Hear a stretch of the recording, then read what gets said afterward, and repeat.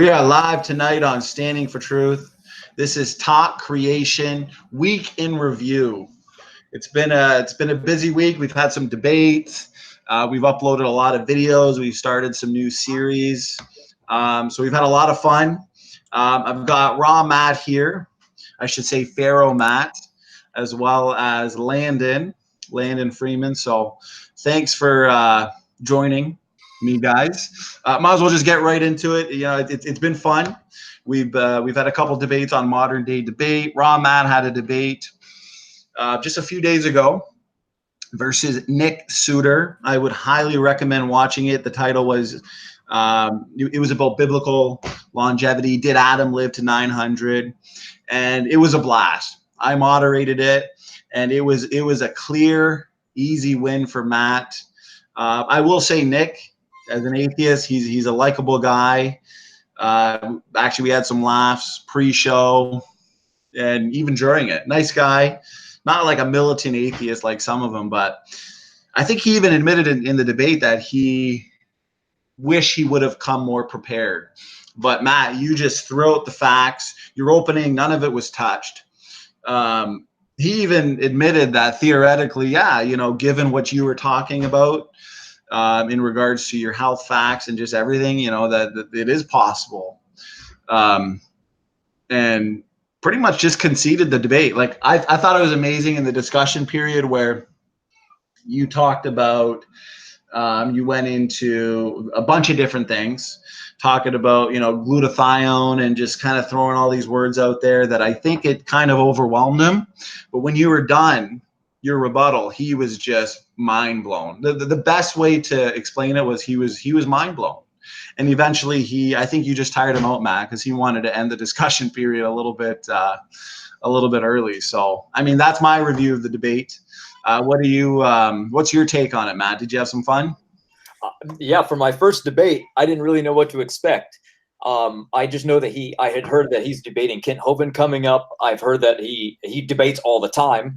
He runs a website and it talks about history. He's a historian. He's an author, writer. He teaches, so he knows his stuff. So I expected, get ready for this guy because he's a big dog.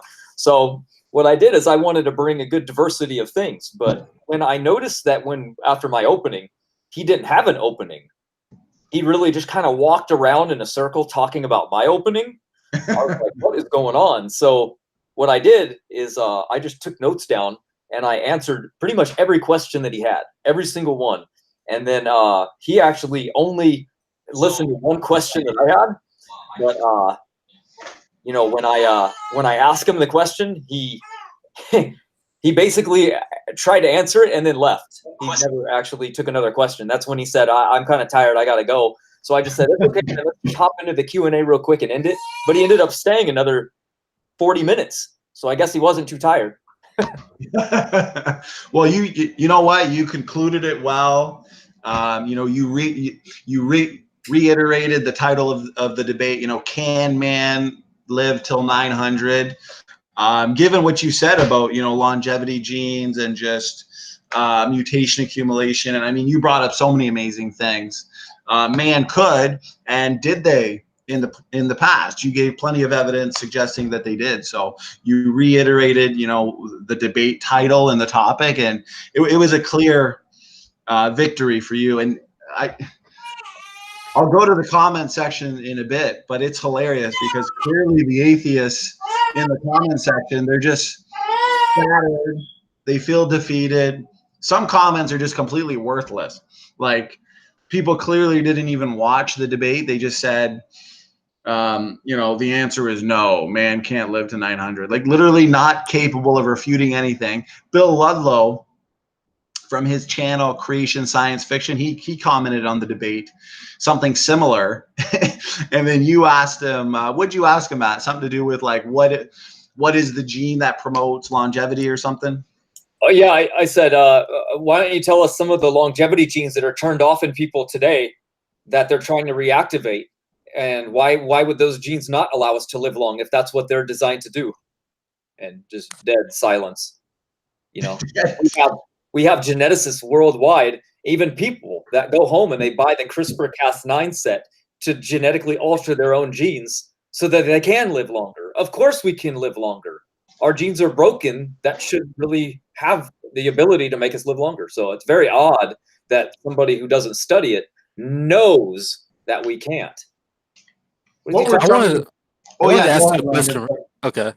I haven't seen the debate with Matt yet, but I'm assuming though that his opponent probably just underestimated creationists in general, like a lot of the atheists seem to do, and they just don't. They kind of have like this.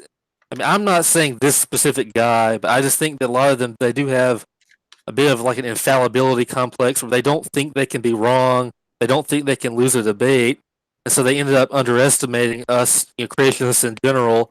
Then when they lose a debate, they either just shut down or they just refuse to, accept defeat. They don't want to. It's like there is no defeat to them. Well, you're exactly right, Landon. He clearly came in unprepared. And a lot of these atheists and evolutionists, they are confronted with a debate topic such as that. So I can imagine James from Modern Day Debate probably talked to Nick and said, hey, listen, I want to get you on my channel, and then here's the debate topic.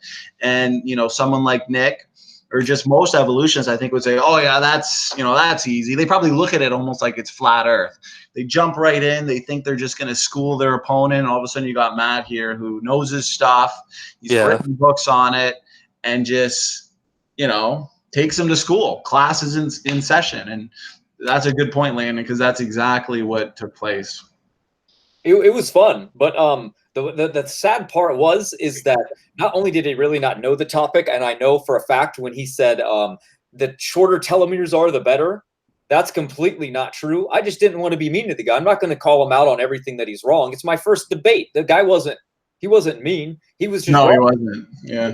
I was like, well, actually, man, I corrected him later. I said, I think you meant to say that the telomeres being too short is bad, because what happens is padding on the end of the chromosomes. And when they shorten and get too short, that's when they die. So if our ancient ancestors had better genetics and better telomeres, of course they would live longer, because the environment isn't bombarding the system, causing more genetic deterioration and the breakdown faster. So he never brought up the Neanderthal children that don't have brow ridges and the Neanderthal teenagers that don't have brow ridges, proving that they do later in life grow these things, and they grow very slow because they've tested the bones and found the strontium saturation, which is the mineral content, is extremely higher than in modern day people because they live much longer. He tried to say, well, they test the teeth. I had told him 2 times before that the test is irrelevant because the teeth regenerated themselves. He never brought up that the children that were exposed to zero sunlight, because the ancient atmosphere back then didn't have this problem of ultraviolet damage, that they didn't age very quickly. So that's what slowed down puberty. And the slower you get into puberty means the longer you're going to live. It's called the Hayflick's limit. And he brought it up, but he called it something different. He said that your cells only have a certain amount of shelf life. And what he was referring to is the Hayflick's limit. He just didn't know that, and it determines based on how long you're gonna live, based on when you get to puberty. So nowadays, people are reaching puberty at like 9 years old. That means that they're only going to have 60 cell lives left after they hit that age. But Neanderthals not going through puberty until much later means that their lifespan would have been a much longer period. So, but he didn't know these things. So to me, it's kind of like being in a fight, or you're training to fight, and you do a move to your opponent that you're practicing with, but they don't know what it is, and it works. So rather than showing them what it is, you just keep using it on them to win over and over and over. What the hell is that? That doesn't prove you're anything. You know what I mean? You're just a bully. So, but he brought things up that he just didn't really know. So that's what I had a problem with. Well, especially, in regards to the telomere, because right off the bat, we know that, because isn't it that the telomere shortens with each cell division? And is there a point where, once the limit is reached, then the cells can no longer divide, and that leads to our limited lifespans? But technically, you brought up so many reasons that, given the appropriate genetic makeup in the past, environmental conditions, a point of least genetic entropy, because you rightfully brought up the fact that mutations accumulate in the germ line, We pass on what, 60 to 100? Take that back in time, thousands and thousands of years. Well, mutations are directly correlated to so many diseases. You even named the specific genes that are involved in certain cancers. You know, you just had your facts, you did fact after fact. And I think he was just overwhelmed. And like you said, with the Neanderthals, with the teeth, you explained it twice, it was, right? But he still brought it. Actually, can you maybe elaborate on that a little bit more? So technically, if they're looking at the teeth or they're looking at certain parts of Neanderthal to conclude its age, Yeah, they're wrong because of. Can you elaborate on that a bit? Yeah, it's called a fractal enzyme repair mechanism that they contain inside their teeth that modern humans do not have. So they had better genetics, they had less mutations, and they had a repair mechanism built into their teeth that when our enamel wears down and it hits the tooth, our tooth degrade, and there's not much we can do about that. As where them, they naturally regenerated this tooth. So kind of testing something that's regenerating. I told them it's like testing a muscle. What's the point of testing a muscle when it's constantly regenerating itself? You're not going to get a consistent aging estimate. So it's not a very good indicator of something that you really want to test on. It's just it's a moot point. He was thinking we should test our teeth like we do today, but that's not how their teeth were, and they proved that. So he didn't know about that. That's why I kept bringing it up. He thought like, oh, that's all I've got. So I'll just remind him of that. But he forgot that was in my opening. He didn't even sit still to watch my opening. He was walking in circles when I actually looked up. Well, I think he knew. He's like, oh, 2 minutes into this, he's like, this guy knows what he's talking about. How do I get out of this? Matter of fact, the only thing he really wanted to talk about was ice core layers, and I hadn't really studied where these planes were found in Greenland or Iceland. So, but what I wanted to do is I looked up where the P-58 plane was and for the Lost Squadron, because he said, well, they tested ice in a totally different place. Guess what? It's less than 150 miles away where they test ice core samples. So right, it's not different. You didn't know what I was talking about. No. And you shut that down quick too. I found it interesting with the lobsters because that's something I didn't know about. So he brought up the fact that certain lobster species can live to 1,000 years old, and it's based on a certain antioxidant or chemical, and lobsters have more of it. I know you know the details of it, Matt, more than I do. Can you elaborate on that one? Sure. There's other things that live longer than lobsters. Let me fish in my Hydra bank. Yeah, the Hydra. Hydra. They think that's immortal. They don't actually know if that one can die. But the lobster that they found last was in the New York City in the early 1900s, and it was 250 pounds, and it was 500 years old, and they ate it. But that was the longest. That was one of the larger ones that they had found, and they found that it doesn't have a problem with aging whatsoever because it produces almost an unlimited supply of a metabolic enzyme called superoxide dismutase. Right. They should, and the more it produces of this metabolic enzyme, the longer we live. So one of the things of Aubrey de Grey's seven theories of aging has to do with the metabolic enzyme potential of the liver. And they've actually found that Neanderthals had a very powerful liver based on the enzymatic enzymes that they found inside the bones that they have. Most of their DNA is kind of degraded, but they can obtain a lot still. It's just, it's not always a good indicator of everything that they want, but they can still get a lot from it. And one of those things is the high amount of metabolic enzymes that their body produced, and that would totally explain why they were able to live for hundreds of years, because they produced what we today only produce about 80 microgram per deciliter of in a day. Do you think that a lot of these genes for longevity say immediately post flood based on I guess environmental conditions, based on just even isolation, populations that were isolated, say post-Babel? Do you think a lot of these genes were lost or shut off? Or like a lot of places where this gene should be connected, there's like where there should be a C, there's a T. So if you don't have the C connected onto it, then it won't produce what it's supposed to, or the gene is completely turned off in that function. It tried to do something else, so it's just completely turned off. You know, that escape from adaptive conflict, like Right. their body just it needed another factor to kick in, so what it was supposed to do is now just turned off. So we're trying to figure out how can we turn these genes on. For example, we have something called mTOR and Raptor, like the dinosaur, right? So if we deactivate or activate these genes, they're like a switch, and this switch now activates other longevity genes that are already turned off in us. That's why there are people always practicing polyphasic eating to activate this mTOR. It's like the switch. But you know, for right now, we have to rely on other things to do that. But soon we'll just go back in and we'll flip those switches on like they used to be, and we'll just inevitably live longer because that's what's in our genetics. Because our history is inside of us, but it's mostly broken from mutations and lots of ultraviolet damage. Ultraviolet damage has a huge problem. That's one of the big ones right there. Well, the environment, the post-flood environment became so much more toxic after the flood versus the, pre-flood world where we were, more protected from cosmic radiation and just so many different factors, which you actually did touch on. You really did bring forth really, really good argument. And I think that's why near the end of the debate, Nick pretty much conceded that, yeah, you know what? Some of these arguments are reasonable, although he disagrees with it.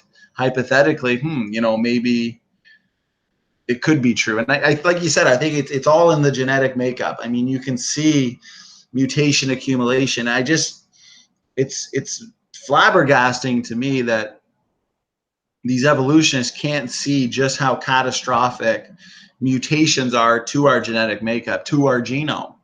Well, it just makes logical sense, but they don't. Yeah, go ahead, Matt. Oh, I think the biggest problem comes from their dating method. You see, the first thing that an evolutionist does is say creationism isn't real science. But here's the problem. Here's why they're actually not only wrong, but completely wrong. What they do is they use the phylogenetic method of testing, which means when they want to test an ancestor or when they want to test mutation rate to figure out the answer, what they do exactly is they take an ancestor, a mythical one that they believe lived a split between man 6.5 million years ago, and they add this assumption into their mathematical model. And they say, look, don't you see how slow the mutation rate is?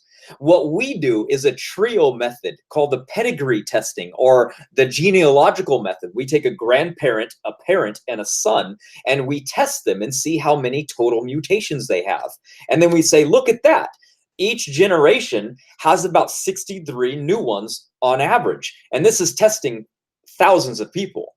And they've done multiple studies. So when the evolutionist says, we don't do science, ours is observable, yours is assumed. What are you talking about? That's the problem I have. We don't use the assumption. We use what's observable, testable, and repeatable without assumption. Our method is clearly superior. The thing is they think those mutations are dead neutral because they're germline and they don't build up to anything detrimental. So the body, if they were detrimental, should remove them. They think since the body isn't removing them, then they're not a problem. That's another hypothetical assumption because we know that a lot of these things trigger disease. Look up de novo gene mutations, look up germline mutations, and look at the diseases correlated with those mutations. It's super obvious that they cause problems. The body just doesn't recognize them because they're slightly deleterious. They're not horrible like cancer. They're just problematic. That's the problem I have. Well, exactly. They're just, they're near neutral, right? They're just slightly deleterious, and that's the problem. It takes me to my debate that I had with, there's still a few things I want to say on yours, but just by what you said there, genetic entropy, genetic degeneration, I find evolutionists often have a straw man idea of it, which leads to them bringing forth straw man arguments against it. They're arguing against something that we don't even think is a problem based on our model. Like, for example, with Candor Man that I was debating, I was trying to, and I looked a little more aggressive than usual. But at the same time, I'm trying to ask, define neutral mutation for me.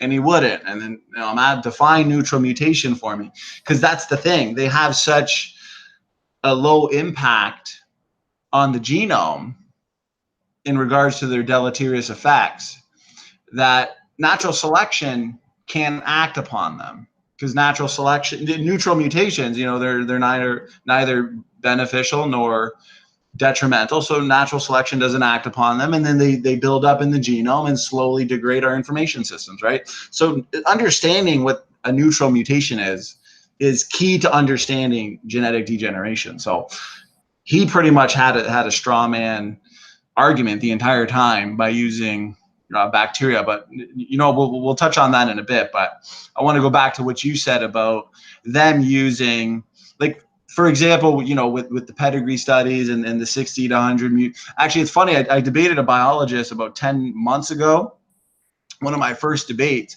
and I was re-listening to some of it the other day just to kind of go over a few things, and he said the germline mutation rate is 150 mutations. And I think it was Stefan Frello who thought it was a little bit higher too. So 60, we're being generous to them when we say 60 or 70. And I remember Candor Man, when I was debating him, I said, well, do you agree at least that the mutation rate is 100 per person per generation? And where's the source for that? Like, just basic information that, I've had biologists admit to me without an issue. They didn't ask for a source, because at the end of the day, it's just basic knowledge, but they want to play games. But like you said, like, based on the actual empirically observed mutation rate, let's say, for whether it's the Y chromosome or mitochondrial DNA, we can actually do these studies and see that, we all came from one woman, mitochondrial Eve, recently, Y chromosome Adam recently. And this is all based on empirically observed mutation rates. But then the evolutionists, they bring forth, like you said, their uniformitarian assumptions. They do the same type of analyses, but instead of using the actually observed mutation rate like we do, like you were talking about, they go through all these hypothetical loops in regards to mutation rates, and then what they end up using is like 20 times lower than what's actually observed, and it's all justified because of evolutionary assumptions. So we can actually look at the data and come to our conclusions. They're the ones that are using the pseudoscience. You know what I mean, Matt? Exactly. Like I said, they're assumption-based model. They don't use the repeatable studies. They just use their assumption-based ones with mathematical models. So it's funny that they dare have the audacity to say that we're not scientific when we're using clearly the most obvious version, which is scientific, which is the observable rates. Yeah, and that's exactly right. Because they'll often say, like, I think it was in the comment section to your debate too, because in your rebuttal period, Nick was saying, oh, creationism doesn't make predictions, it's not scientific, and you went into the evolution of language and how it had to be created, and that's exactly what the Bible says. And the Bible says we came from two people, Adam and Eve, and science tells us that there existed a mitochondrial Eve in the past, and you brought up all this evidence, which was awesome. But in the comment section, I'm pretty sure it was that debate, somebody said, oh, Matt doesn't know what he's talking about, because evolutionists know that mitochondrial Eve lived over 100,000 years ago. But that's literally how indoctrinated they are, because they keep repeating that. They keep repeating that. Well, she was born 100,000 years ago, so you're wrong. Right. Like they keep repeating it over and over. And over again, Landon, you're right. They don't listen to anything anyone says. It's just repeat the same claim. Like, we are literally explaining to them in detail that, the small number of mutations that separate modern men from say the sequence of Y chromosome Adam actually indicates that this man lived in the recent past. and that's all based on the actual observed mutation rate for the human Y chromosome, and we can get into the mitochondrial DNA as well. But they think that is like a slam dunk rebuttal. Oh, she lived 100,000 years ago. Like, no, that is all based on evolutionary assumptions, which we can get into detail in. We don't have the time in this video, but we actually use observed mutation rates and take that back in time, and it fits the biblical perspective. They're the ones that are using assumptions. We use the least amount of assumptions. It's all in our book too. We've written all this down. I mean, they can read it anytime they want. It's free. Go read which one you think sounds more logical. That 10,000 women 200,000 years ago only gave birth to boys, or there was one female that was created. Come on. It should be logical to conclude with the actual evidence that our model's right, but their mind can't let go of what they were taught over and over and over for decades while in school, just being ingrained, like, this is what's true, this is what's true. They can't even think outside the box, so they don't question it.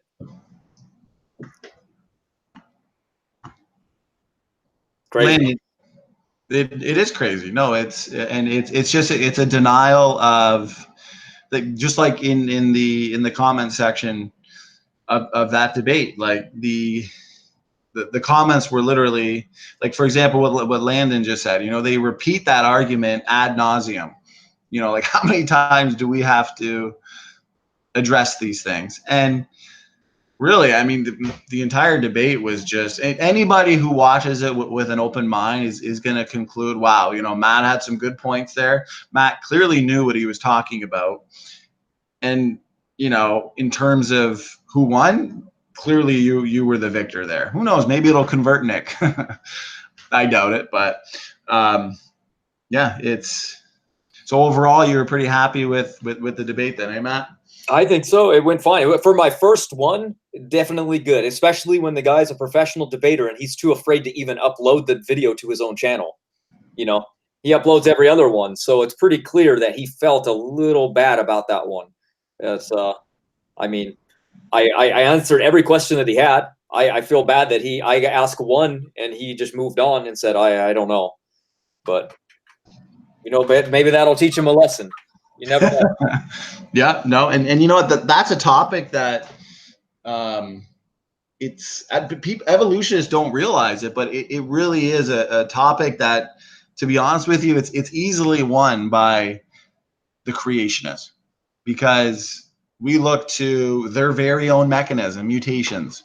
We can see that they're accumulating, and that kind of brings me to the Candor Man debate that I had, which was titled, what was it? Does bacteria disprove devolution? And this Candor Man, he's been kind of trolling or harping on this objection for months. And he wanted to, just debate that narrow topic. And I kept giving him the answer that, for one, we don't predict that bacteria would go extinct first, mainly due to, their short generation times and the fact that their mutation rate is much lower and high population sizes. I mean, in your bacteria alone, you got thousands and thousands and thousands of different species of bacteria. So, I mean, all these things make them the most resistant to extinction. They're not immune to it.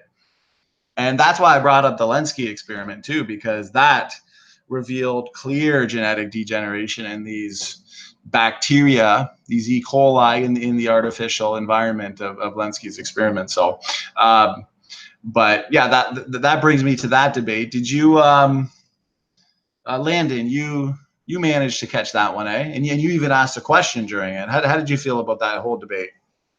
Yeah, I liked it. I mean, I think that Candor Man kind of danced around a lot of your arguments a little too much. I think that he kind of relied on the typical straw man arguments. I think that he just didn't really answer everything as in depth as he should, and that probably led to him or you winning, I would say. So that's my main summary of it. But yeah, no, that's good. Like, the thing is, we've never said that bacteria would go extinct before humans, of course. And when we look to humans, we see clear degeneration. We see, you know, really entropy and genetic degeneration on all levels. Can I add something real quick? Yeah, of course. Go ahead. It makes me think of you almost wonder, if bacteria are aware of genetic entropy, because they are able. This article I had wrote about a while back talks about how bacteria can give themselves mutations to gain new abilities. So I mean, I think they can probably manage the genetic entropy to a point, but it can't really stop it completely. I think Right. that they can. I think they're aware, and that's why they try to they give themselves mutations. I think they're trying to gain new abilities and to adapt to the genetic entropy, you could say. But yeah, that's not something they can really 100% avoid. Right. That's a good point. And you see that when bacteria do adapt, and I said that in the debate, just go look at all the numerous papers on bacteria and reductive evolution. Like they literally degenerate or lose genes in order to adapt. And I really wanted to go in depth into Lenski's experiment, but he tried to go on some rabbit trails on an analogy I used in regards to a bike versus a Camaro, and I was just kind of shocked that because you can literally it's just a fact that bacteria are simple and have simpler genomes, far less cell types and parts to a bacteria than, of course, something like a human being. But population size is a huge consideration. The fact that they had very short generation times, meaning more rounds of selection. I mean, with that many rounds of selection and that low of a overall mutation rate, and the fact that they're simple, natural selection is easily going to be able. You're going to have more effective selection overall. Is the thing. Like natural selection is going to see any really minor mistake, just like on the bike analogy, right? Something goes wrong in one of those 4 or 5 parts on the bike, you're easily going to be able to identify what that problem is and fix it, akin to natural selection. So, but the whole point is, sure, they're resistant to genetic entropy versus, say, higher mammals. But when we actually look to experiments themselves, like Lenski's experiment, wow, these bacterial these E. coli have shrank in functional genome size, and he actually admitted to that as well. I don't think he realized what he admitted to, but that is literally devolution. When you're adapting through degenerative means, that is devolution. And the title of the debate was, does bacteria disprove devolution? No, it actually proved devolution. And I got a little more aggressive during that debate than I have in other ones, and part of me kind of regretted it.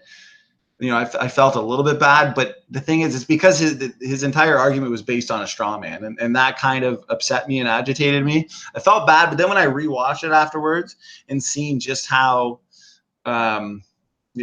evasive he was, and he just wasn't really acknowledging my main arguments in regards to bacteria, it kind of made me not regret being as aggressive as I was. But I don't know. How do you feel, Matt? Well, I mean, we have the peer-reviewed evidence that talk about Lenski's bacteria losing information and never speciating, ever. Every time they've said and claimed to the public that they've evolved, they've used the equivocation fallacy. They've said the bacteria evolved, so everyone pictures in their mind bacteria becoming something different. All they've ever done is turn genes on that allow them to digest nyelinase and citrate. That's it. It's the only things they've ever done, and all the bacteria have already pre-existing had those things inside of them. So it's just more wordplay to make it seem like one form of evolution is true, so therefore all of it's true. They're very good. They're very sneaky. You know what I mean? Oh, yeah, we don't very claim that evolution is all wrong. We claim that there's a line drawn somewhere. That's all. And what's funny too is I remember this afterwards. I sent you the screenshot of it. So I debated Dr. Stefan Frello a little while ago, maybe a month. Actually, one of my favorite debates that I usually recommend. His argument too against genetic entropy was, I found in the Frello debate, like I brought up so much in my opening, but Dr. Frello, he I guess it's not his fault, but he was talking slow, and he spent almost his entire rebuttal on only like 2 of my 10 points or so. And he spent a lot of time on bacteria. And in his very first slide, he talked about how, bacteria such as E. coli, they, they have about 1 mutation every 1,000 generation. He just stated it like it's a fact. He was prepared. He had the data. He had the source. And for such a large portion of the debate with Candor Man, that's what I said. I said, the mutation rate in bacteria, E. coli specifically, is about 1 mutation every 1,000 generations. And he kept asking for a source and, didn't believe me. And it's like, just a month ago, Dr. Stavarello, who is an evolutionist, he threw it out there like nothing. Like it's just knowledge. Just like man has approximately 60 to 100 new mutations per person per generation. So, I mean, if this is a topic you wanted to debate for 2 months, you think that you might have came, I guess, prepared with that type of data. You know what I mean, Matt? I expected the same thing with my opponent, but right. Obviously. Ferrello isn't just an evolutionist that you debated. He's an evolutionary biologist teacher. So I think his life on this. Candor Man, yeah. And it's like we got a 20-minute discussion. You want to go on these rabbit trails on, where did you get this information? For regardless of the numbers, Candor Man, bacteria, microbes, they have overall lower mutation rates. And obviously selection is going to be able to keep up with the rate of deleterious mutations a lot better than in higher mammals like humans, elephants, whatever, you name it, whatever comes to mind. So the whole argument is just based on a straw man, and I'm glad I did it because you kind of put that argument to bed because they usually use it. But the more informed evolutionists, which never do it, there's certain mechanisms that population geneticists have come up with, like synergistic epistasis, mutation count mechanism, more relaxed selection. Like there's all these different types of mechanisms population geneticists have come up with, but then you got people like Candor Man that just want to bring up bacteria, which is just a straw man. Like they're not even bringing out the, I'm going to say, better arguments. They're not better. They've been falsified, but it's like, it's just kind of sad that they're not even using the same mechanisms and rebuttals that like your population geneticists are using. You know what I mean? It kind of sucks because you plan on them knowing this already. So when you go into a debate, you don't have to waste time with already things that are known and proven. You expect that the debate will actually kind of consist of something that's, I don't know, more like, I would expect it to be a better twist. I expected my opponent, for example, to come along and just say, look, there's nobody alive right now that's 500. Prove that somebody can do it. Okay, good. That's what I came ready to do, and that's what I showed him. But he didn't keep on that. He could have, that was his best rebuttal, in my opinion. But that would have been all he can say. That literally he had nothing to disprove, that people couldn't live that long, and they didn't live that long. So I don't know what he came ready for. And as far as bacteria go, we see problems with them. I don't know why people think bacteria can change domains. We made a video on that. Bacteria have never even speciated, let alone change domains. That's in total insanity. That's why people, they say evolve from bacteria. Well, if they evolved from bacteria, that means bacteria had to become eukaryotes, and that never happened. Sorry. Right. That's a huge change right there. And see what? Yeah, go ahead, Landon. Yeah, they're always saying like they're telling us one kind can't become another kind, but Right. At some point, a prokaryotic group of bacteria would have to become eukaryotic by some means. I mean, that would be one kind changing into another kind. I mean, that's a huge transition. Well, it's funny because Hovind said that in the R and Raw debate that they had, or discussion, and he said, that would have been a change. How did that happen? And R and Raw's reaction was funny. There's a clip of it you can find on Standing for Truth. He's like, oh, well, yeah, I mean, I've got a whole series dedicated to explaining that. Oh, okay, so we got to go over to your channel and watch, 50 hours of your series to show how, that major change in kind or type occurred.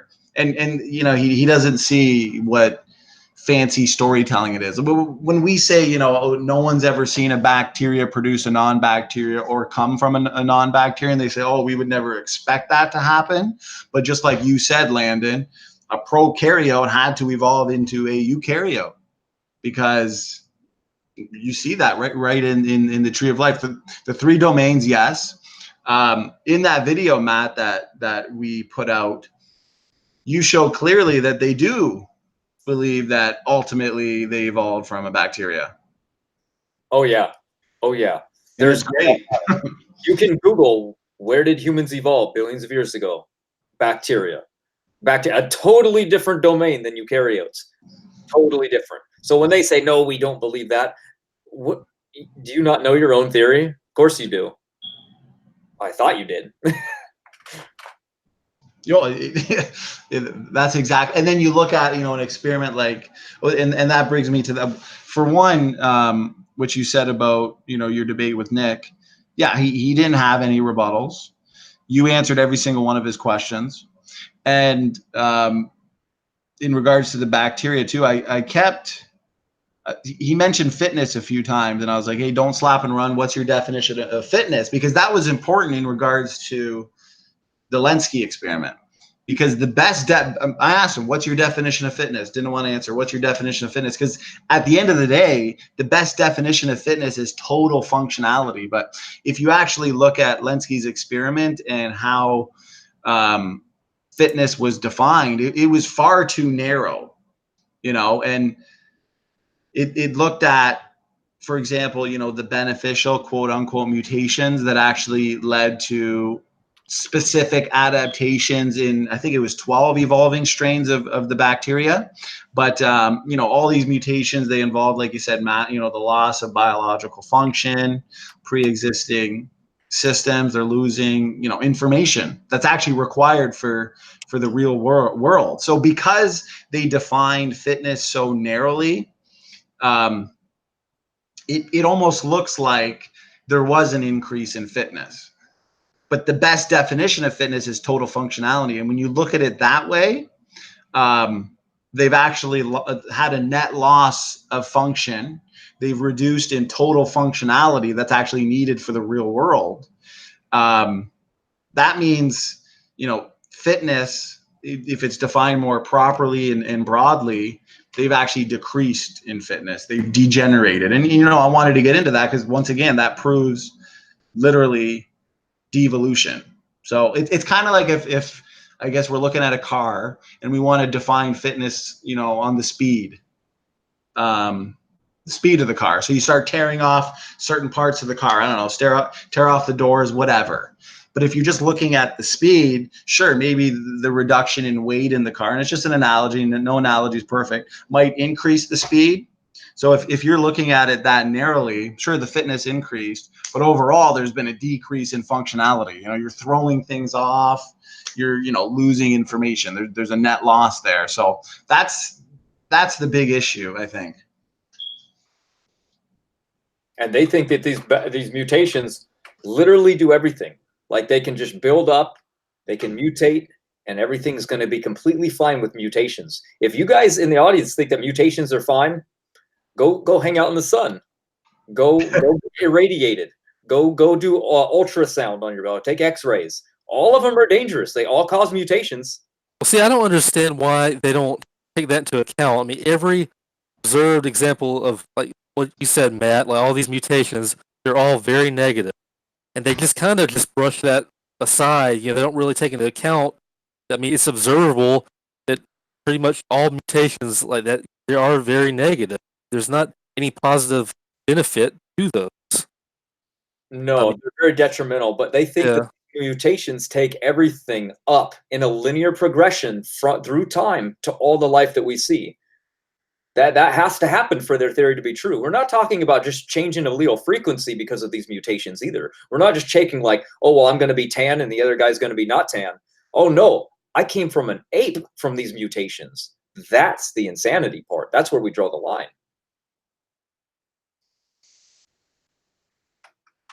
Yeah, I mean, mutations, I mean, it's pretty obvious. I mean, there's really no evidence of them being, they're not creative. They're not like building blocks like a lot of the evolutionists make them out to be.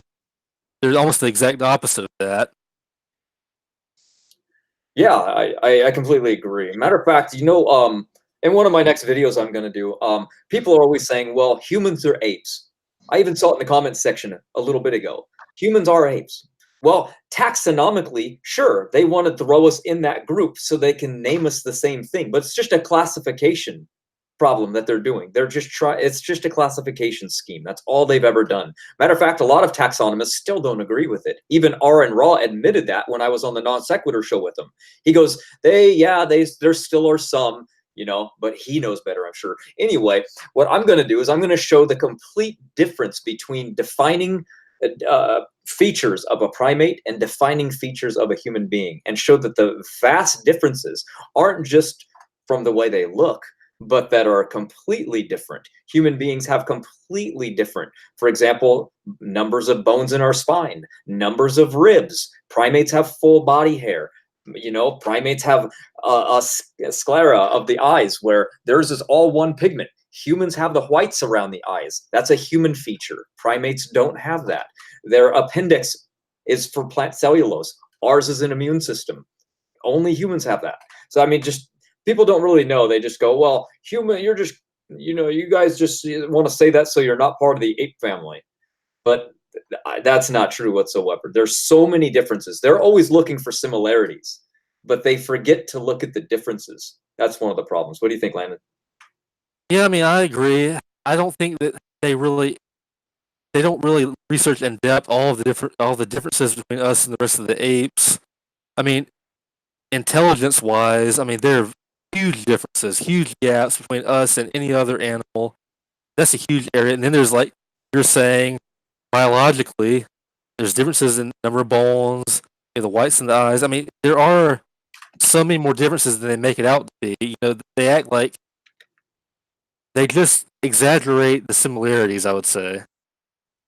Yeah. And then, like, I know people have kind of complained about this before, about how, like, and like the reconstructions of, like Lucy, some of the alleged transitional forms, they try to make them as human-like as possible in a way. They don't really. It's almost like they're just trying to live on. Like they don't really provide in-depth, like, facts about what are the differences, what are the similarities based on the bone structure. It's just kind of deceptive. Yeah, My opinion. they've got something with Lucy because they found that her spinal column was more straight. So they go, look, she stood up. But that's proving that she's transitional. Here's the lie, what they don't tell you about that. That's scientifically called lumbar lordosis. And this actually occurs with circus monkeys and pet monkeys. When you have one and they stand and they're forced to stand, or they're thrown in a cage and they sit all the time, they develop the exact same thing. So if you have an ape and you put them in the plains and they have to stand up to look over brush, they're going to develop that. It's not because they're evolving to walk. It's because they're adapting to keep the center of gravity completely straight. Children that are forced to sit up all the time develop the same thing. And it develops in apes, mostly baboons to this day. So it's just another deceptive thing where they're using something that they saw to prove it's evidence for something that it's not. That's all. Yeah, and they kind of, evolutionists, they'll say things like, well, Lucy doesn't match the description or isn't that similar to any of the other current living apes. But, my reply is that there was a greater amount of biological diversity in the past, and there was greater biological diversity amongst the apes. So you're going to expect some variation, but I don't think that there is enough evidence to say, okay, well, yeah, Lucy walked upright. Yeah, she's a transitional form. I think that they're just relying heavily on speculation in all those cases. Actually, that's a good point, Landon. Matt and I were kind of talking about that earlier in the pre-show, how it looks like God actually engineered or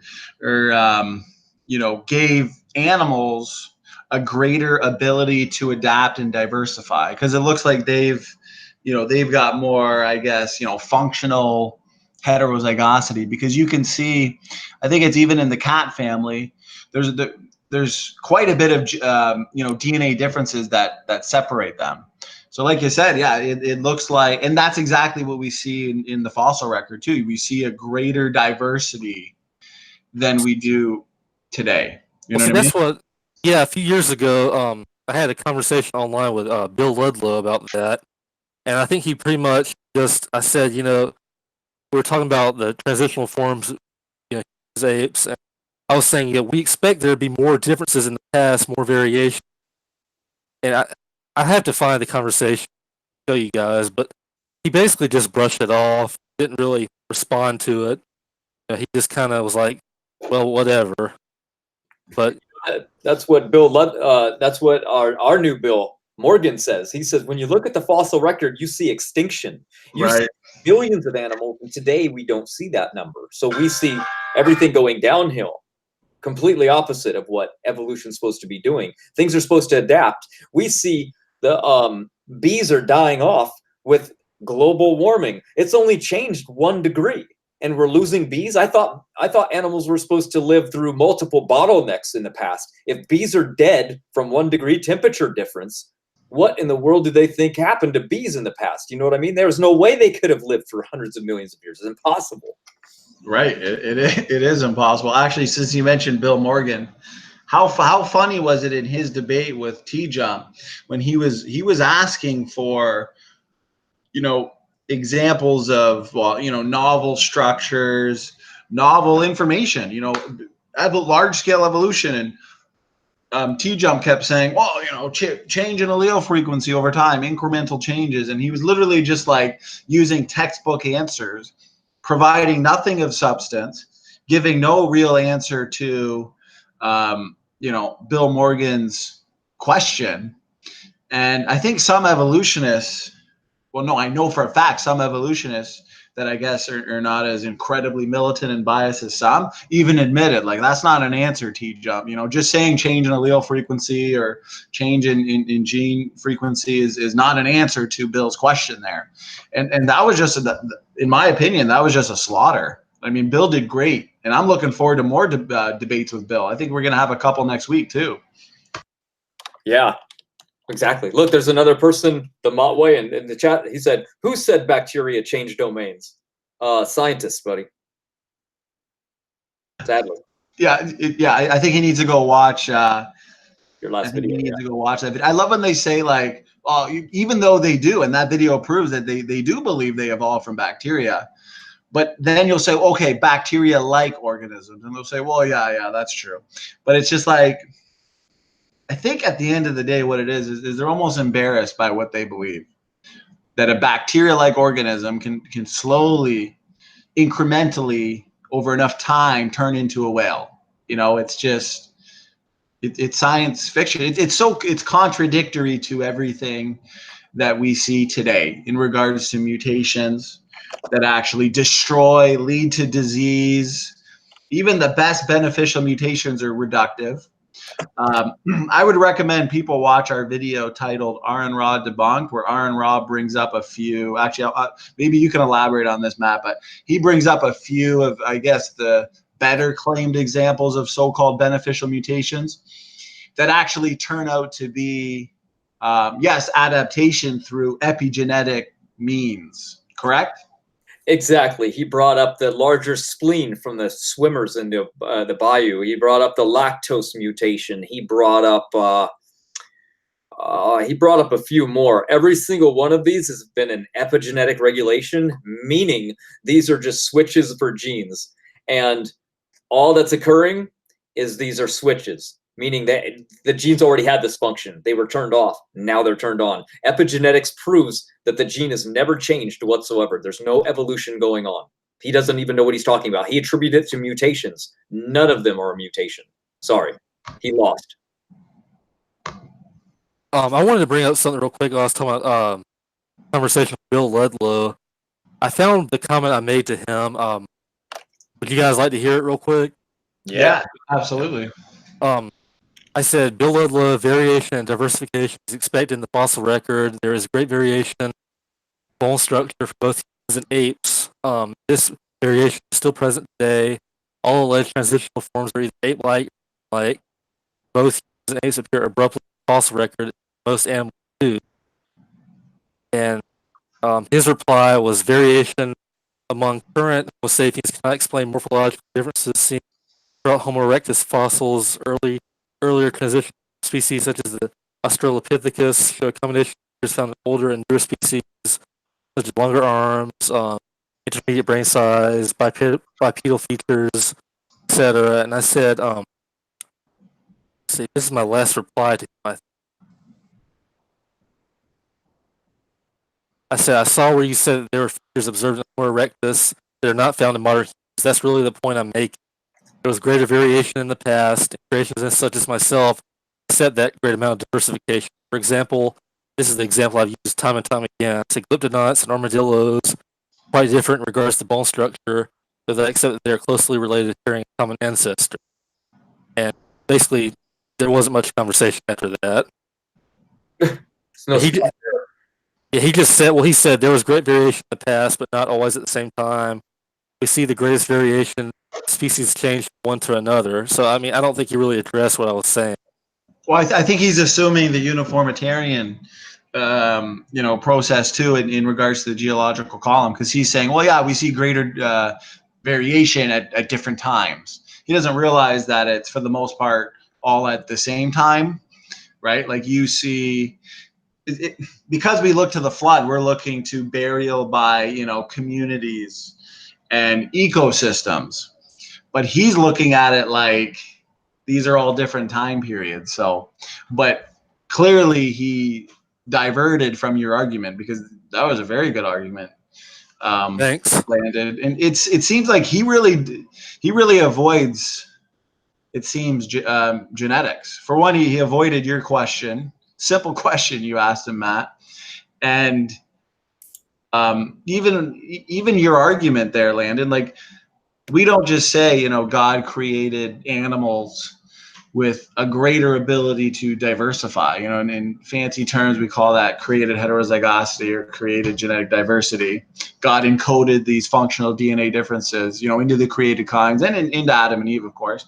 But like, we've actually developed, Dr. Jensen has developed testable predictions, testable and falsifiable predictions in regards to, mutation rates, DNA function, and the evolutionists aren't making the predictions themselves. And whenever you want to discuss the predictions with the evolutionists, they don't want to, and they're the ones saying, oh, you're just saying, God did it. Or I was talking to a theistic evolutionist the other day, and he was talking about how, replacing Darwin is pseudoscience and stuff. I said, well, so you're a professing Christian. And actually, we didn't get into it too much. It didn't seem like he wanted to talk about it too much. But like, as a so-called Christian, why would you think God's command to be fruitful and multiply would have been to be carried out by cloning? Some atheists, they probably just won't even care to answer that question. But you're saying you're a Christian. Why in the world would you believe that Adam and Eve were created with no genetic diversity? Just completely homogeneous at all gene sites. Like, that doesn't even make any sense. So clearly, if you can admit that God would have created Adam and Eve and the created kinds with, pre-existing functional DNA differences, that makes sense given a biblical starting point. Now let's make predictions. If these are created DNA differences, we would expect them to be functional. And now we look to DNA function as a prediction, and what are we seeing? The vast majority of our genome is functional. Like, it all correlates perfectly. I don't think Bill Ludlow does much, but kind of, I think he just leaves a comment because he makes money being an anti-creationist. He might just want his comment to be there so that other people see it and be like, oh, who's this? And then he's got a new subscriber, Right. Good point. He doesn't have a back and forth conversation. He slaps and runs. Who does that? It doesn't make any sense. But if he's hoping to get your fans, that makes more sense because he never has a conversation back and forth. Well, it's a common evolutionary tactic is the old slap and run, or avoiding certain challenges to their theory, or over talk you like Aaron Ra does. But I've been looking at just secular sources, non-creation websites on. There's so many like modern animals that have lived that are found in the fossil record with, dinosaurs and animals that evolutionists say lived millions and millions of years ago and they've been extinct. And like you find, I don't have it on me, but I mean, I've got tons. I'm going to be debating Candor Man, I think next week on, the fossil record and what better explains the fossil record, like the layers and where the fossils are and such. But I mean, you find like horseshoe crabs haven't changed at all according to their timeline. Crocodiles, sharks, certain trees like the Wollemi pine. I mean, just living fossil after living fossil. And they just say that, the fossil record's so neat and organized when it really isn't. And Landon touched on it earlier. I mean, you see stasis. That's what you see. You see stasis, abrupt fossil appearance, evidence for design, and mass extinction, like you said, Matt, because Bill pointed that out. Those are all consistent with what we believe, not evolution. Yeah, there's a place in Pakistan where the entire geologic column is upside down. Really? Yep. It's in I can read off to you. It's in our work, 100 falsifications. It's even in one of our videos, actually, with the dinosaurs. Well, I was looking at, like, I think his name was Dr. Carl Werner. He found like a lot of, I think, mammal species, parrots. I don't have it on me right now, but you guys might know too, found with like dinosaurs, right? So I was like, I wonder what the evolutionists say about this. And I go to a few of their sites and they're like, oh, Carl Werner's lying. It's yes, there's parrot-like birds found, in these layers, but their beaks are a little different than modern parrots. It's just like face palm, of course. Yeah. I mean, they're going to be a little bit different. Of course, yeah, exactly. Like they're gonna, even today, you see a variety of finches. Today, you see fast speciation. So it's, for one, they call them a liar, or they call us a liar. Of course, just like you said, Landon, the parrots and all these different animals, they're gonna look different, but they're still a parrot, and that's the point. Yeah, I mean, it's like even now, I mean, you can just take, I mean, there's such a huge amount of variation among people, birds, pretty much anything. You see huge amounts of variation, but they still would belong to the same kind. So, I mean, we would expect parrots, maybe, I mean, if they're closer, original, parrot kind, whatever it looked like, I mean, they're going to look different.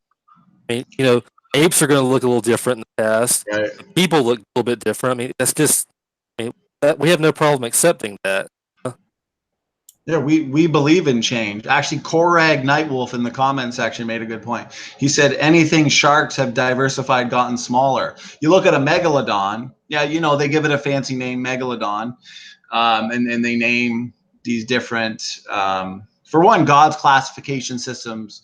I don't think God cares too much about the Linnaean classification system, but look at a megalodon shark, the size of it, versus sharks today, and that's not just sharks. I mean, it's a general rule that everything was bigger in the past, in the fossil record. Sure, you're going to find some stuff. There's exceptions to the rule, but the exception proves the rule. So it's just crazy that over time you see something like a megalodon versus now just a shark today, which a great white shark you think is something pretty big and scary, and it's nothing compared to a megalodon shark. So everything in the fossil record, it doesn't. The evolutionists like to just slap and run and say things. It's a perfect expectation of evolutionary theory when really it's not. I know. Yeah. Did you know, actually, when they investigated the finches more recently, they actually found that beak sizes actually revert back after the floods? Same Really? thing. Yep. They did it after El Nino, and they went back and they found that the bird beaks actually changed within their lifetime back to the original beak shape that it was. It wasn't evolving a new beak either. That's interesting. I have the stats here. I could screen share if you want. Or I can maybe move them inside of a message. Oh, didn't look like I can do that one. And even like a lot of these, like for example, the coelacanth, they found, or I think they even used coelacanth as like an index fossil, or they said that type of fish at least is, would have been a precursor to a land animal. And then all of a sudden, you don't see it. They said it's extinct because you don't see it for millions and millions of years in the fossil record. All of a sudden, there it is swimming, in the oceans today. But that doesn't just go for, something like a coelacanth or all the other many, many living fossils, because I noticed Korag Nightwolf again in the chat said, when it comes to the oceans, we know very little about what's out there. And he also suggested that Megalodon is probably still out there, as we've only searched about 5% of the oceans. I don't know if that number is exactly right. It probably is. We have searched very little of it. How much more is out there, Well, I think though that the great white shark, the megalodon is basically, you look at the anatomy and compare their structure. Megalodon is basically just a giant great white shark. So I mean, exactly. They're probably one and the same. If I were to guess. I think you're probably right. And there's a good chance that, Megalodon, based on the environmental changes and conditions of today, wouldn't be able to survive, just like a lot of dinosaurs. I mean, the environmental changes and conditions following the flood, they became so toxic that I think it was an Apatosaurus that had the same nostril size as a horse. And we know oxygen, you can look in, what is it, amber and air bubbles suggest that, the oxygen was, or the air pressure was much stronger, or oxygen was, and they wouldn't be able to live in today's conditions. But yet, I mean, you hear so many stories about sightings of, even if we look at like living dinosaurs, right? Like Mokalia Bembe in the Congo and in Africa, just so many stories. And it's like, is everybody lying? These stories of these lake monsters and stuff. So it's, even though we found so many living fossils, I think a good point to be taken is, I'm sure there's plenty more living fossils out there yet to be discovered. So it's stasis, it's abrupt fossil appearance. The Cambrian explosion, for example. Look at the pre-Cambrian layers, there's almost nothing. Then all of a sudden this explosion of, I think, every single type of body plan almost out there, just all at once. It just screams design and catastrophic processes. So I think, touch on something you said too, Landon, where we would expect change. Matt and I were talking about this before the show, and how, like, a lot of people think, God said to bring 2 of every kind onto the ark, but that was Noah's ark. 2 of every kind, 7 of some. When God initially created the original created kinds, I think a lot of people might have the understanding that he created just 2. Let's take dogs or cats, for example. He could have created, and probably did, populations, many different kinds of dogs, many different kinds of cats. And based on those conditions back then, they would have adapted and changed differently. So what do we see in the fossil record? Whole different type of diversity of life versus today. The cat kind would be different then than it would be now, right? Yeah, I agree.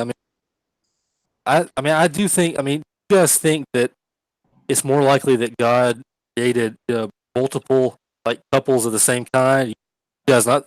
He initially created animals. Do you think he just created 2, or you lean more towards him creating like tens of couples? What would you guys say? That's something I was thinking about earlier. I would think, especially like bacteria. I don't think they're start off with just a few bacteria as bacteria kinds. It's probably trillions he created like de novo right at the start. Especially because something like bacteria is so important for the ecosystem, so important for our gut. Bacteria have degenerated, which have led to pathogens and disease and illness. But bacteria is actually good for us. That's why people take probiotics. Matt knows this better than I do, but a lot of evolutionists, they'll look to diseases and pathogens and things like this that are caused by bacteria as evidence for bad design. No, that's not evidence for bad design. That's evidence for a fallen world and genetic entropy. These bacteria that were all created to be useful and beneficial to the planet, some have descended into degeneration and have become harmful at the end of the day. But I think that's why something like, Aaron Ra's phylogeny challenge, it's fallacious. It's based on a straw man understanding of the biblical model anyways, because how can you point to, say, one, even though we can point to humans as an original created kind? You know, clearly God created two people, Adam and Eve. What do we see? We see low genetic diversity, which suggests we come from two people. So genetics confirms that, plus mitochondrial lead, Y chromosome, Adam. But like you said, the original, you know, animals seem to have been given a greater ability to adapt, greater diversity. So if God created original populations of, you know, cats, dogs, whatever, you know, I'm just kind of using generic animals here. How can you ever point to two original created kinds? You know, and you had some good points on that, Matt. Did you want to elaborate on that? On the original created kinds, yeah. I mean, what we did some videos on it. You know, we go back and we can follow the genetics. And what do we find? We find we get to an original cat, probably something around the flood era, and that one cat, the Proalirus, diversified into lions, tigers, panthers, cheetahs, until the modern day house cat. That happened in less than 4,000 years. Matter of fact, in the last 100 years, we know that there's 140 new species of house cats. So we know it can happen quick. So we lose track when we go back past that point. There's nothing before the Proalirus DNA. All cats come from that one. So then they come along and they go, well, there was obviously things before that. I like that, obviously. So they just assume a whole lineage of things that weren't cats, but that were still in the eukaryote thing. So see what they do? They link everything together on a different rung, but they just go down and down and down the rung until they make a connection. So it's more of a taxonomic dot-to-dot wordplay. Well, exactly. You know, taxonomy can only go, it's all inference based. For one, if they're classifying these animals and they have a starting point of universal common ancestry, well, at the end of the day, they're going to be able to, you know, force fit anything into what they want. Because like you said, you know, you can take the cat's species, the families, all the way back to something like a Proalirus, which gave rise to all the modern cats we see today. But then, and we can do this almost strictly with genetics, gene sequencing. And then they'll look at the fossil record and say, well, you know, obviously we don't believe in limited ancestry. So what else was, you know, connected to, for example, that specific cat? And they got to look at fossils and bones and just make all sorts of assumptions, guesses, stories, hypotheses, with nothing really supporting him. Because the amount of extinction in the fossil record in the pre-flood world, think about how many different types of variations of, say, dogs there were. You know, the dog kind, for example. And then Noah is said to take two of every kind. So he takes two generic dog, something like a wolf probably, and every other variation in the pre-flood world dies, goes extinct. You know, that'd be like today if somebody came up to us and said, hey, take two of every kind. And so we decide to take two wolves on board with us. And then, you know, everything else goes extinct and dies. And all of a sudden, 1,000 years later, people start digging up bones and they find, you know, coyotes and chihuahuas and Great Danes and just all the variety of dog we know today. Well, they're going to be able to pretty much connect anything that they want. They'll be able to line up any type of bone found in the dirt and say that this evolved into this. But we know it's not true. Well, it seems like when they get past, you know, what we would consider kinds, like when they can't figure out like what those kinds evolved from in the past, like you guys were saying, like they don't know, besides, like before that initial cat kind, they don't know, you know, what the ancestor had been like. So then they start to rely on wild speculation. It is completely unfounded. Like it makes me think of this article I was looking at. It says, it's where they're just saying, it says the oldest known common ancestor was like a kill rat possum, and it's one of those, you know, scenarios where they just become so speculative that, I mean, it's just nonsense. I mean, you can't test that. I think that ties in what we're saying, because they're just guessing. It's guesswork, it's hypothetical storytelling, and kind of like Matt said earlier, you know, we're looking at the differences, and they're looking at the similarities. They're building this, you know, nested hierarchical system of life, and, you know, But the thing is, we predict the exact same thing. We could do the exact same thing with modes of transportations. You know, all sedans are going to share a certain sets of features, and you know, we can bring in, you know, SUVs, and cars are going to share certain sets of features with SUVs that they probably don't with trucks. And you can just bring in this entire nested hierarchy of modes of transportation. That's what they do with biological life. But the thing is, when they say, you know, humans form nested hierarchies with, you know, the apes and the chimps, well, of course, humans are going to share more features with a chimp than they are with a banana or a dog. So we predict the exact same type of nested hierarchical system, but that doesn't mean everything's actually related. That's when we got to look at, you know, hybridization tests, gene sequencing tests, or whatever it is to actually determine what is and what isn't related. Because anybody can group anything together using taxonomy. That doesn't mean anything. Yeah, cladistics doesn't prove anything. It's just a classification system. That's all it is. It doesn't prove. Exactly. I can literally bring into a beautiful nested hierarchical system, classification system, you know, motorcycles, vans, crossovers, SUVs, sedans, hatchbacks. You can bring it all into a nice, neat, nested hierarchy and say that they all share a relationship, this big, giant tree of life. But we know that they didn't all share common ancestors with each other. We know that's not true. How do we determine what's actually related and what's not? You know, and just like you said, it's just a classification system, nothing more, nothing less. Exactly. They like to play a lot of games. Aaron Raw asked me a question and didn't even let me answer it. Remember, he's like, well, you can't explain why humans have defective monkey genes. Tell us why. I was like, well, and he's all, you just can't do it. No creationist can. And then he just moved on to the next one. I was like, you didn't even hear what I had to say. What the hell? It's just pretty bizarre. You know what I mean? It's like they don't want to know. Well, I know he doesn't want to know, but most people don't seem to really want to know.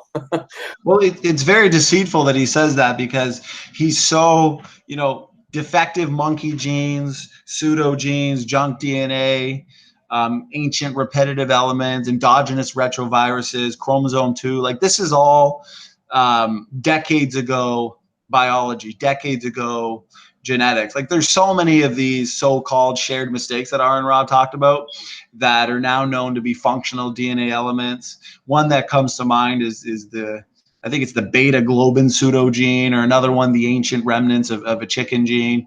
And these aren't actually shared mistakes. And I think it was the gulo pseudogene that he brought up too. And it's like, that's just a form of genetic entropy. You know, if we've lost the ability to, you know, create our own vitamin C, and so has an ape based on similar environmental conditions, you know, that's not proof of evolution. That's proof of devolution. You know, I can have a Honda Civic and a Chevy Cruze, and the air conditioner breaks in the exact same way in the exact same spot. That doesn't mean that they both evolved from a skateboard billions of years ago. You know, that just proves similar conditions, similar problems. Yeah, similar weak gene, you know, kind of like a wheel on a car or your seatbelt. What's going to break first?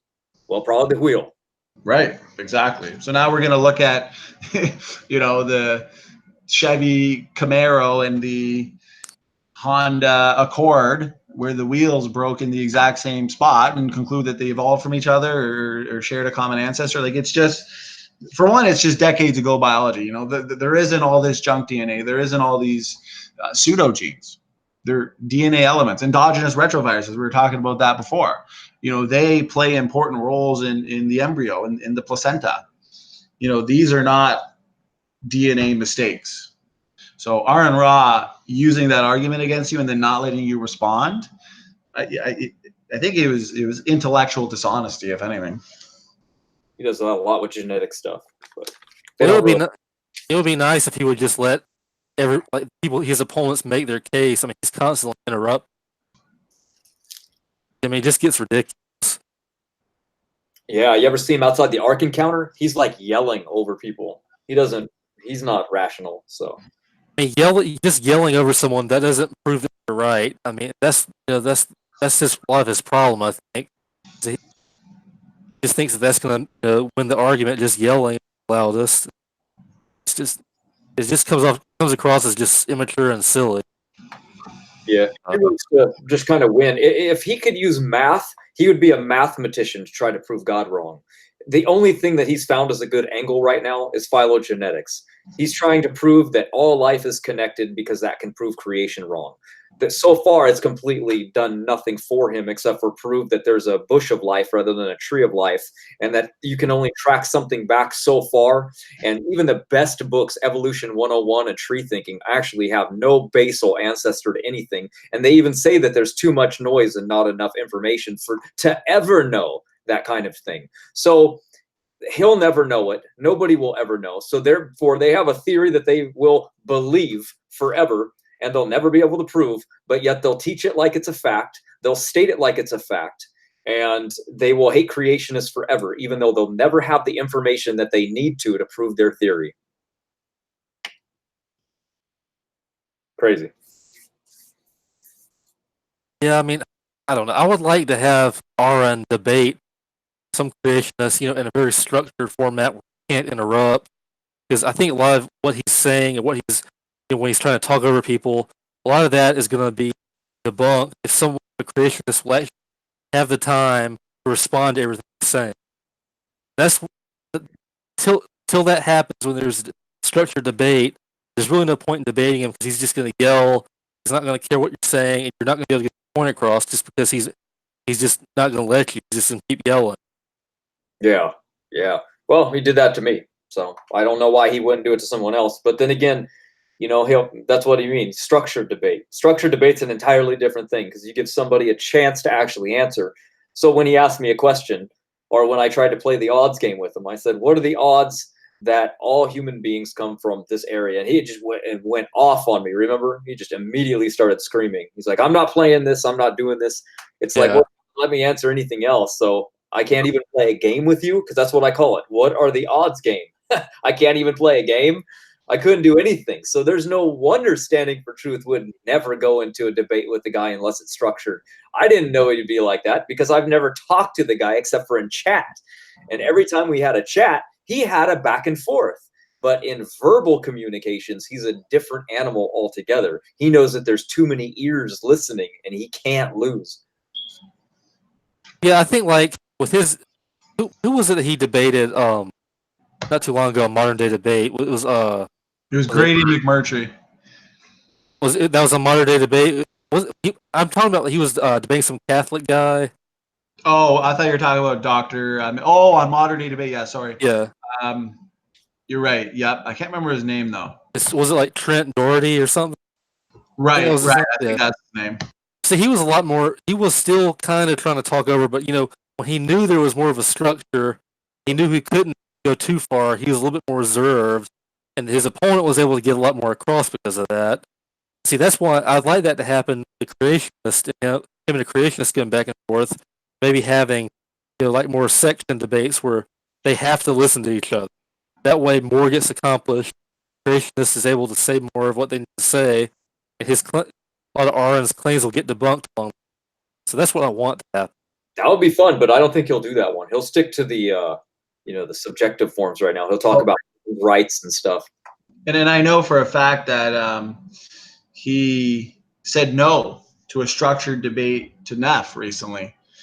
And I think his excuse something to do with, Neff won't listen or blah, blah, blah. But it's like, why won't he do a structured debate with Neff? He'll do the shouting matches. Well, see, after a while, it just comes across like he's just wanting to avoid it. Just doesn't want to fool with it. Because if he just says no over and over, you start to question like, why exactly is he not wanting to? I think it's just because he wants to be in control of the debate. Well, exactly right. Yeah. If you have an opening, so for example, I would certainly bring up a lot of genetics related evidence. I'd go into, testable predictions on, say, LMN haplogroups and genetic entropy and all the different forms of data and evidence that support that. And now he's forced in his rebuttal round to actually address the data. But what he doesn't like is, like Matt said, there's so many ears listening. And he knows that if he's given the creationist, you know, a 10-minute opening and a 10-minute rebuttal or whatever it is, he can be exposed that way. But if he just keeps it in a discussion portion and he just wants to yell and talk over his opponent the whole time, well, just like with you, Matt, when you were saying, you know, what are the chances of you could have said 3 or 4, if that was structured, you know, you would have brought up those things in your opening and Aaron would have been forced to address them. And he probably wouldn't have been able to, and people would have seen that he failed in regards to that. But when you had your discussion with him, he just talked over you. He didn't let you finish your sentence. So now, okay, in his mind, he won because no one else heard what you were going to say. Right, right. But it's not really much of a debate then. I mean, why was I even on the show? He could have just watched our video. He watched our video, and remember, he didn't even know anything about the genetic stuff. He didn't even know what the PAX6 gene was. Matter of fact, all he debated on was obscure, pointless things that were just kind of in the video because I had made the video, not just to debunk him, but because it was like, you know, my DVD. It was a long version. So he focused on things that said like 99% of scientists believe in evolution, you know, things that weren't even about what was used to debunk him. It was really crazy. I was like, what is going on right here? Focus on the genetics, focus on the biology. Isn't that what evolution is? They always claim evolution is just change of allele sequences. It's just biology. But yet he never wants to talk about biology. What in the world? Am I in the Twilight Zone? Let's talk about it, man. Well, he loves going to the fossil record. And at the end of the day, with the advances in genomics and molecular biology, and if we're arguing for limited ancestry and he's arguing for, you know, universal common ancestry, and he just consistently wants to go to, you know, bones found in the dirt and the fossil record and you know, storytelling and inference and assumptions, but wants to avoid the genetic data. You know, traits are inherited, not bones found in the dirt. So yes, evolution means a change in allele frequencies, in gene frequency. So let's look at the genes. Let's figure out what's related, what's not. And creationists have made very, very, very detailed, specific predictions on DNA function in regard, and that's how we're going to go about you know, distinguishing between what's related and what's not. But you know, he doesn't want to go into that, unfortunately. And yeah, I don't know. In due time, you guys are all going to see the power of the model as the predictions just keep coming out more and more and more about our molecular clock predictions, about the deleterious mutation buildup of disease. When you guys see that there's more diseases and there's no beneficial mutations that are going to neutralize all these harmful ones that are growing and compounding generation after generation. Cancer rates are expected to double in 10 years. Well, guess what? Right now, it's almost 1 in every 2 people have cancer. What's going to happen in the next 10 years? You can't get much worse than that. So it's going downhill, people. You know, I did the math the other night, and Dr. John Sanford predicted the extinction of the human race in 350 generations. And if we're at 300 generations right now, and the mutational rate load is about 63 per generation, we're looking at the entire extinction of the human race by deleterious mutation of disease and non-reproduction ability in 1,450 years, if there would be no return. So that's crazy. That's crazy. Yeah. And you know what, just like you said, 1 in 2 people have cancer. Everybody knows, everybody has been affected by cancer, whether it's, you know, themselves or family, and that is just expected to go up. And now, because of the environment, isn't that almost like speeding up the process? Because what is it? Genetics plus environment equals phenotype. But if we are now consuming so many more chemicals, so many more genetically modified foods, so many more ingesting, just even the water we drink is filled with, you know, fluoride, chloride, whatever, the air we breathe. Like, can that result in not only just mutation, but epigenetic? Because if a gene's being expressed negatively, won't that lead to further degeneration too? I mean, I think you're more knowledgeable on that, Matt. Can you expand on that?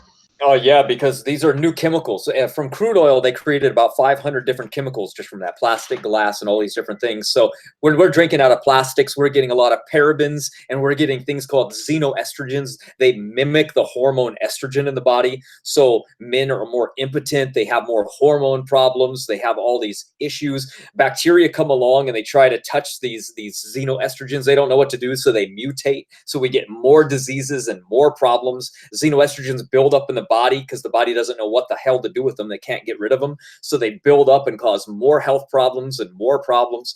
So everything is kind of compounding because there's more chemicals, there's more pollution. They invent more toxins, more pesticides, herbicides, insecticides, fungicides, nitrates. They invent more things all the time, and the human body's never seen them before. No animals have seen them before. No plants have really seen them before. They're genetically modifying things.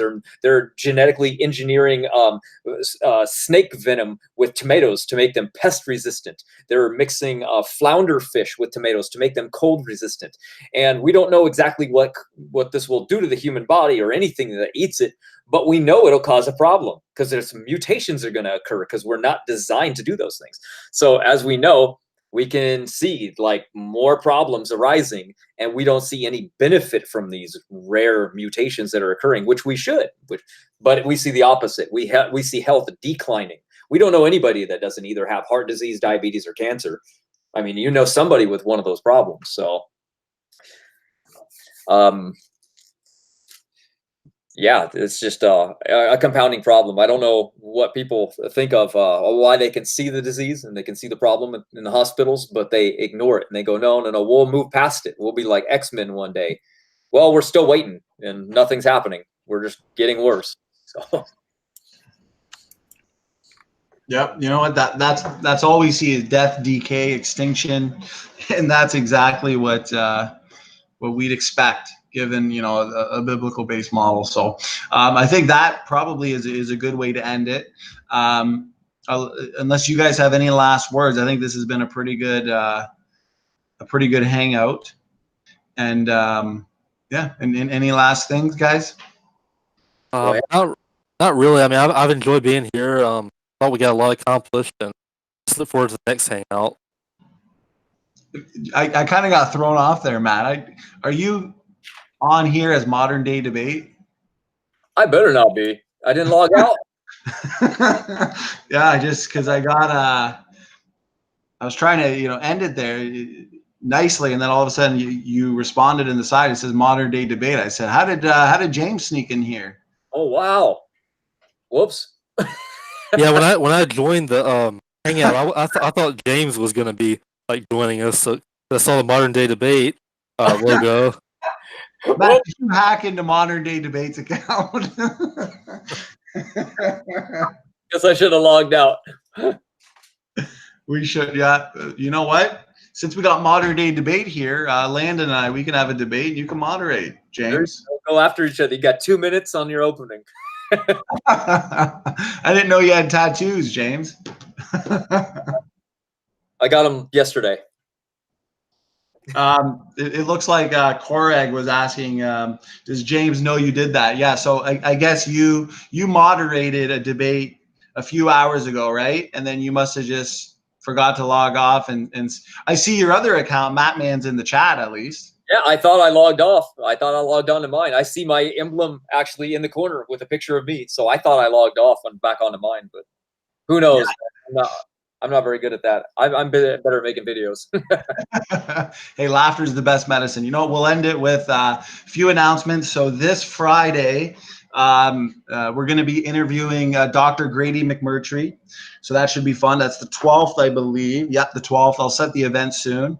We're going to have a couple more debates set with Bill Morgan.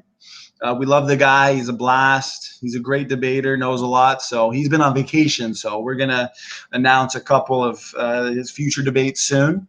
And we got a few more videos coming out as well. And if you haven't seen our first video for the science without the fiction, lesson 1 was what is DNA. So I think our next one is either going to be what is mutation or what is RNA. So lots to look forward to, guys. So stay tuned. Landon, Matt, did you guys have any last things you wanted to say? Nothing's coming to my mind. Yeah, nothing. I don't have anything else to say. What about you, modern day debate? Any last words? Yeah, sure. All right, guys, it's been fun. It's been a good night. We'll do this again. We'll do this again soon. So everybody listening, hope you had a good time. Standing for Truth is out.